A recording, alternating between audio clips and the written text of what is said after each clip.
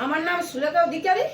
আমি আজকে বাঁধাকপি দিয়ে অন্যরকম করে রান্না করব, মশলাটা আলাদা দিয়ে। দেখুন, আমি আজকে বাঁধাকপিটা আলাদা ধরনের রান্না করব। বাঁধাকপিটা আমি কড়াইয়ে দিয়ে দিলাম। বাঁধাকপি আমি ভাজবো না, কষবো না। আমি বাঁধাকপি আর আলু একসঙ্গে কড়াইয়ে দিয়ে দিচ্ছি।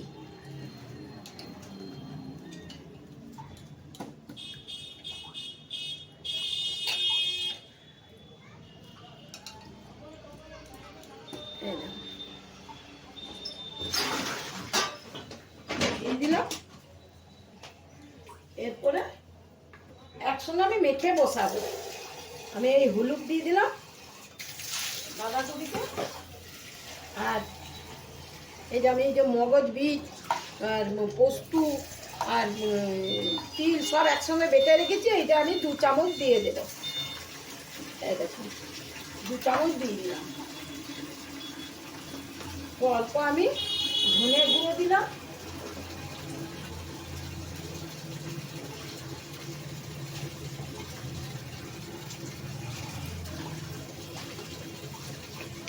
অল্প আমি জিরে গুঁড়ো দিলাম। দিয়ে উপর থেকে আমি তেল দিয়ে দিলাম।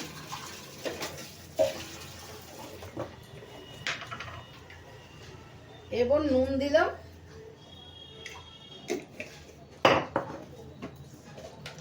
আর এই মিষ্টি দিলাম, চিনি দিলাম।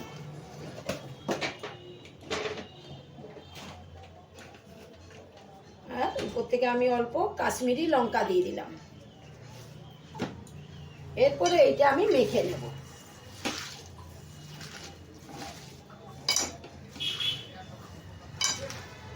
বাঁধাকপিটা এইরকম ভাবে আমি মেখে নেব, মশলা দিয়ে মেখে নিচ্ছি।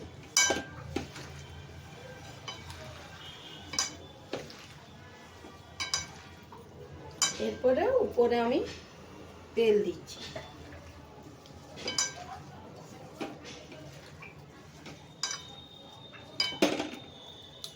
দিয়ে দিলাম। মেখে নিয়ে অল্প আমি এটাতে জল দেব, দিয়ে আমি এই ঢাকা দিয়ে দিচ্ছি। এবার আমি গ্যাসটা ধরিয়ে দিচ্ছি।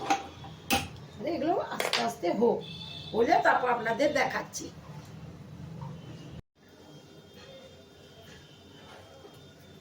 এই দেখুন, আমি এরপরে ঢাকাটা খুলে দেখি সিদ্ধ হয়েছে কিনা।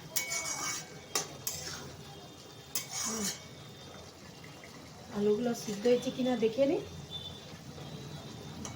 হ্যাঁ, সিদ্ধ হয়েছে আলু। তো একটু জলটা মরলে কষা কষা হবে, তারপরে আমি নামাবো। আর একটু ঢাকা দিয়ে দিই।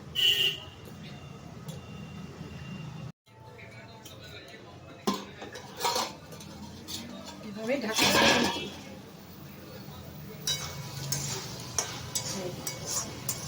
বাঁধাকপি আলু সিদ্ধ হয়ে গেছে, বাঁধাকপিও সিদ্ধ হয়ে গেছে। আর একটু কষা কষা হোক, তারপর দেখাচ্ছি।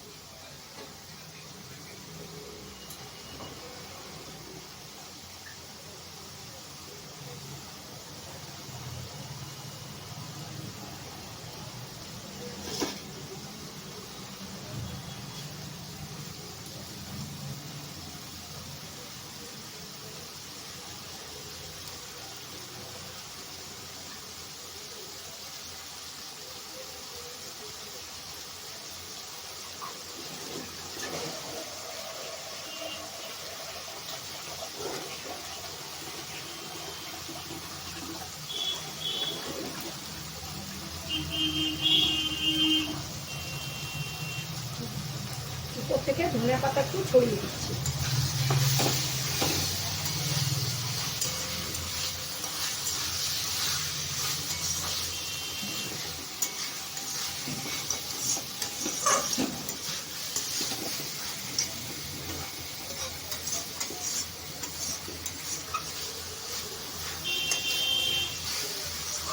আমার বাঁধাকপি হয়ে গেল, আমি এরপর নামিয়ে নেব।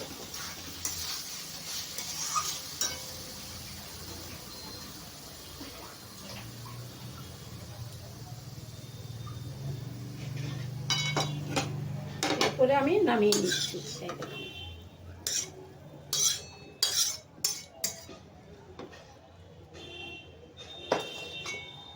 আমার বাঁধাকপি হয়ে গেল।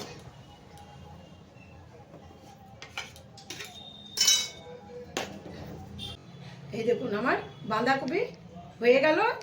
এটা নতুনত্ব করলাম। যদি আপনাদের ভালো লাগে লাইক ও সাবস্ক্রাইব করে দেবেন।